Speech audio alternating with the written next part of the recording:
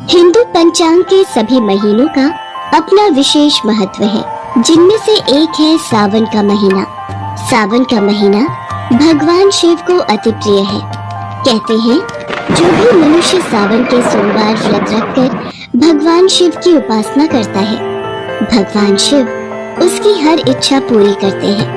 यही वजह है कि सावन के महीने में शिव भक्त ज्योतिर्लिंगों के दर्शन करने जाते हैं। सावन के सोमवार व्रत शीघ्र फलदायी है। सुहागिन स्त्रियों को सौभाग्य प्राप्ति, कुंवारी कन्याओं को उचित वर तथा जो स्त्रियां निसंतान हैं, उन्हें संतान प्राप्ति के लिए सावन के सोमवार व्रत श्रेष्ठ माने गए हैं। मन वांछित फल देने वाले सावन के सोमवार व्रत की एक प्रचलित कथा के अनुसार सोहनलाल नाम का एक साहूकार था, जो भगवान शिव का अनन्य भक्त था। उसके पास धन धान्य किसी भी चीज की कोई कमी नहीं थी, लेकिन उसकी कोई संतान नहीं थी और वो इसी कामना को लेकर रोज शिव मंदिर में पूजा और प्रार्थना करता था। हे भोले भंडारी, मुझे कब संतान का सुख प्राप्त होगा? क्या मैं अपनी संतान का सुख भोगे बिना ही इस दुनिया से चला जाऊंगा? आप तो सबकी मनोकामनाएं पूरी करते हो, मेरी विनती भी सुन लो भगवान। सोहनलाल की प्रार्थना कैलाश पर्वत पर देवी पार्वती ने सुन ली। वो भगवान शंकर से बोली, प्रभु ये साहूकार आपका अनन्य भक्त है, इसको किसी बात का कष्ट है तो आपको उसे अवश्य दूर करना चाहिए। देवी पार्वती, साहूकार के घर संतान नहीं है, ये इसी बात से दुखी है। हे महादेव, तो आप इसे पुत्र का वरदान दे दीजिए, इस भक्त पर कृपा कीजिए। पार्वती, साहूकार के भाग्य में पुत्र का योग नहीं है। ऐसे में अगर इसे पुत्र प्राप्ति का वरदान मिल भी गया तो वो केवल 16 वर्ष की आयु तक ही जीवित रहेगा। पर प्रभु, आपके भक्तों का विश्वास आपसे जुड़ा हुआ है। आप तो अपने भक्तों को मन वांछित फल प्रदान करते हैं। साहूकार प्रति सोमवार आपका व्रत और पूजन करता है और अब तो सावन माह की पवित्र दिन है, जो आपको अति प्रिय है। आपको इसकी इच्छा पूरी करनी ही होगी। ठीक है देवी पार्वती, मैं अपने भक्त सोहनलाल को पुत्र का वरदान देता हूँ। उसी रात भगवान शिव ने स्वप्न में सोहनलाल को दर्शन देकर उसे पुत्र प्राप्ति का वरदान दिया और उसके पुत्र के 16 वर्ष तक जीवित रहने की बात भी बताई। जब सोहनलाल स्वप्न से जागा, हे शिव शंकर, आपने एक तरफ मुझे पुत्र देकर संतान का सुख दिया और दूसरी तरफ पुत्र अल्पायु होगा, ये मेरे जीवन का सबसे बड़ा दुख। मैं ये कैसे छुपा कर रख पाऊंगा? पर मेरी भक्ति में फिर भी कोई कमी नहीं आएगी। आपके द्वारा दिया वरदान मुझे मंजूर है प्रभु। सोहनलाल पहले की तरह सोमवार का विधिवत व्रत करता रहा। कुछ महीने पश्चात उसके घर अति सुंदर पुत्र उत्पन्न हुआ। पुत्र के जन्म से सोहनलाल के घर में खुशियां आ गई। बहुत धूमधाम से पुत्र जन्म का समारोह मनाया गया। पुत्र का नाम शिवाय रखा गया। धीरे धीरे शिवाय 12 वर्ष का हुआ तो सोहनलाल को भगवान शिव की कही बात याद आने लगी। उसने अपने साले महेश को बुलाया और बोला, महेश, तुम शिवाय को काशी नगरी विद्या प्राप्ति के लिए ले जाओ और रास्ते में इसके हाथों से ब्राह्मणों को भोजन और दान दक्षिणा कराते हुए जाना। ठीक है जीजा जी, मैं कल प्रातः ही शिवाय के साथ काशी के लिए प्रस्थान करता हूँ। आप शिवाय को मुझसे दूर क्यों भेज रहे हो जी? भाग्यवान, हमारे पुत्र के लिए यही उचित है। सोहनलाल ने पत्नी को किसी तरह समझा बुझा दिया। अगले दिन महेश शिवाय को लेकर यात्रा पर निकल पड़ा। लंबी यात्रा के बाद शिवाय और महेश एक नगर में पहुँचे। उस नगर के राजा की कन्या के विवाह की खुशी में पूरे नगर को सजाया गया था। निश्चित समय पर बारात आ गई, लेकिन वर का पिता अपने बेटे के एक आंख से काने होने के कारण बहुत चिंतित था।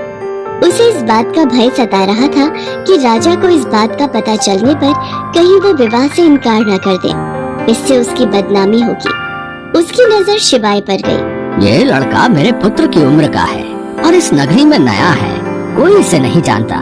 क्यों ना इस लड़के को दूल्हा बनाकर राजकुमारी से विवाह करा दूं। विवाह के बाद इसको धन देकर विदा कर दूंगा और राजकुमारी को अपने नगर में ले जाऊंगा। वर के पिता ने इसी संबंध में शिवाय और महेश से बात की।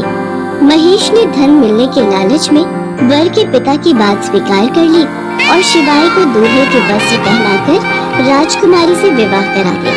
राजा ने बहुत सा धन देकर राजकुमारी को विदा किया। शिवाय राजकुमारी से सच नहीं छिपा सका और उसने जाते हुए राजकुमारी की चुनरी पर लिख दिया। राजकुमारी, तुम्हारा विवाह तो मेरे साथ हुआ था। मैं तो वाराणसी में शिक्षा प्राप्त करने जा रहा हूँ। अब तुम्हें जिस नवयुवक की पत्नी बनना पड़ेगा वो काना है। राजकुमारी देखती है कि जिस लड़के से उनका विवाह हुआ था उसकी जगह सचमुच एक काना राजकुमार खड़ा है।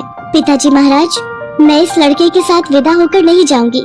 मेरा विवाह तो किसी और के साथ हुआ है जो अपनी विद्या पूरी करने वाराणसी गए हैं। राजा ने सब बातें जानकर राजकुमारी को महल में रख लिया। उधर शिवाय अपने मामा महेश के साथ वाराणसी पहुंच गया। शिवाय ने गुरुकुल में पढ़ना शुरू कर दिया। धीरे धीरे वक्त बीता। शिवाय 16 वर्ष का हो चुका था। एक दिन शिवाय यज्ञ करके ब्राह्मणों को दान दक्षिणा देकर रात के वक्त जब शयन कक्ष में सो रहा था, शिव जी के वरदान के अनुसार उसके प्राण पखेरु उड़ गए। अगली सुबह जब महेश कमरे में आया, आज शिवाय सोकर नहीं उठा?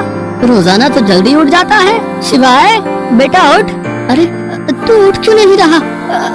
नहीं शिवाय, तू ऐसे कैसे इस दुनिया से चला गया? मैं जीजा जी को क्या जवाब दूंगा? शिवाय मेरे भांजे उठ। प्रभु, ये कौन इतना विलाप कर रहा है? कौन भक्त इतना दुखी है? प्राणनाथ, मुझसे इसके रोने के स्वर सहन नहीं हो रहे। आप इस व्यक्ति के कष्ट अवश्य दूर करें। देवी पार्वती, ये उसी साहूकार का पुत्र है। इसकी आयु 16 वर्ष थी। अब इसकी आयु पूरी हो चुकी है। स्वामी, आप इसे जीवित करें, नहीं तो इसके माता पिता पुत्र की मृत्यु के कारण रो रो कर अपने प्राणों का त्याग कर देंगे।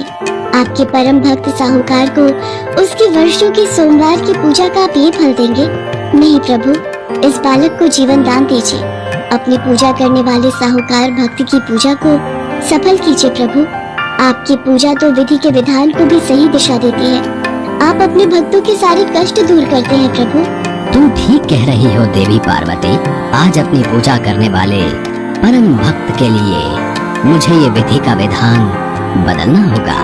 मैं शिवाय की जीवन रेखा से अल्पायु योग हटाकर इसे दीर्घ आयु रहने का आशीर्वाद देता हूँ। पार्वती के आग्रह करने पर भगवान शिव ने शिवाय को जीवित होने का वरदान दिया और कुछ ही पल में वो जीवित होकर उठ बैठा। शिक्षा समाप्त करके शिवाय मामा के साथ अपने नगर की ओर चल दिया। दोनों चलते हुए उसी नगर में पहुँचे जहाँ शिवाय का विवाह हुआ था। मामा जी, मैं इस नगरी में रुककर यज्ञ का आयोजन करना चाहता हूँ। भगवान भोलेनाथ ने मुझे नया जीवन प्रदान किया है, इसलिए यही मेरी इच्छा है। ठीक है शिवाय बेटा, हम एक दिन यहाँ रुककर यज्ञ का आयोजन करते हैं। महेश और शिवाय वहीं रुक गए।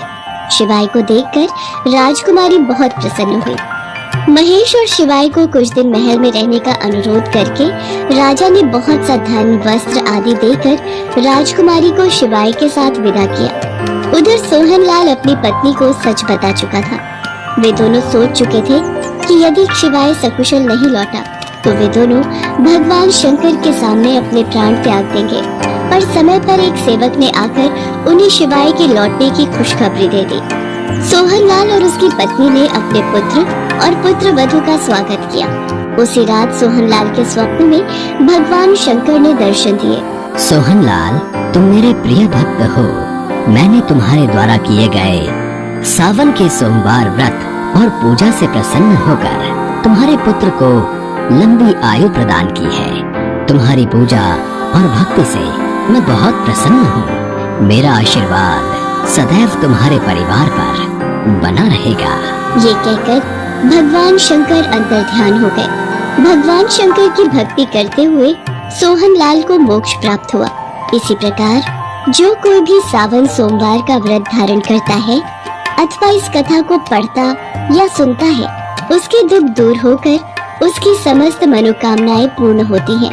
इससे लोक में नाना प्रकार के सुख भोग कर अंत में वो मनुष्य शिव लोक को प्राप्त होता है। अगर आपको मेरी ये कहानी अच्छी लगी हो तो प्लीज मेरे चैनल को सब्सक्राइब जरूर करें। भगवान आपकी हर मनोकामना पूर्ण करे। धन्यवाद।